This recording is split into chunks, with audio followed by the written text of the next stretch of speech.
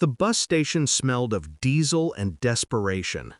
My child clutched my hand, thumb in mouth, eyes scanning the crowd. I was invisible, discarded, homeless, thanks to the family that called themselves mine by marriage. Then a black luxury car rolled to a stop. His sister stepped out, heels clicking on the pavement. "Get in," she said. Her voice was urgent, but something in her eyes, a flicker of fear, made me pause. I got in. 3 years. 3 years he had vanished, leaving nothing but silence and an empty house that smelled of dust and betrayal. And his family? They made sure I understood I wasn't welcome. I had loved him with everything I had, trusted him, built dreams. And yet here I was, at a bus station, holding our child, waiting for a life I didn't know how to claim. It hadn't always been this way. I remember the first time I met him, sunlight spilling through the cafe windows, laughter dancing between us like it belonged there. He held my hand like I was precious. He whispered plans about a home, children, forever. I believed in that forever.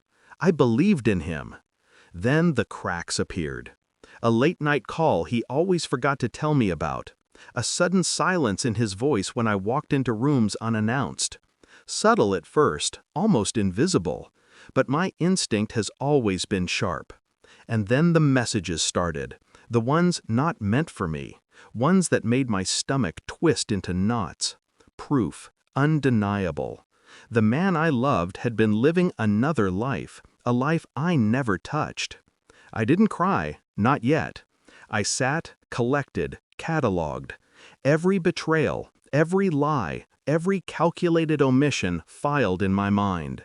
And then the planning began. I didn't scream, I didn't break, I built. Every decision I made was deliberate, every move a brick in the structure of his eventual undoing.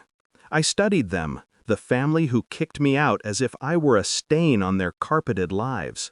Their greed, their arrogance, their underestimation of me, it was delicious fuel. I traced finances, traced patterns, exploited weaknesses. Friends who once smiled politely now whispered secrets in my ear.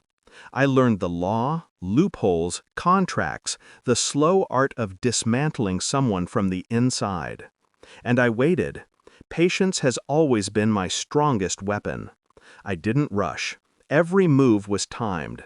Every smile I gave in public masked a storm brewing beneath. I became invisible, a ghost haunting the corridors of the life they stole from me. And when the timing was perfect, I struck. It started small, quietly. A document here, a subtle legal maneuver there. Slowly, imperceptibly, their power began to crumble. They didn't notice at first. The arrogance made them blind. But the cracks grew, and one by one, the pillars they stood upon collapsed. Bankruptcy notices, exposure of lies, severed alliances. Each victory was precise, surgical. No one saw it coming, especially him. And now, here I was, 3 years later, at the bus station that had felt like the end of the world. His sister, panicked, finally admitting there was something they'd hidden from me. I turned to her, child on my hip, and listened. But I had already seen the picture. I had already rewritten it. "You need to understand," she said, voice trembling. "It's all gone. It's over." I smiled softly, a predator satisfied with the hunt's conclusion. I know. The calm in my voice unnerved her, because she knew, as everyone should have known, that I was never the woman to be underestimated. They thought betrayal would silence me, that absence would break me. Instead, it forged me. Every calculated move, every sleepless night, every quiet tear had led me to this: control, power, justice served not with a scream, but with precision. I looked at my child. I whispered promises of a new life, one we would build without shadows of deceit. For the first time in years, I felt the weight lift from my chest. The storm had passed, and in the wreckage I found clarity. The family that turned their backs, reduced to rubble. My husband's lies, exposed and meaningless. And me? I was untouchable, free. As the luxury car pulled away, leaving us behind, I felt no bitterness.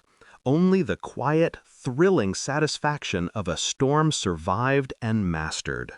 Revenge, I realized, is not loud.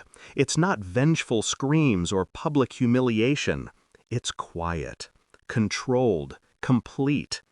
It is a mirror held to the face of betrayal, and I had become the reflection they couldn't escape.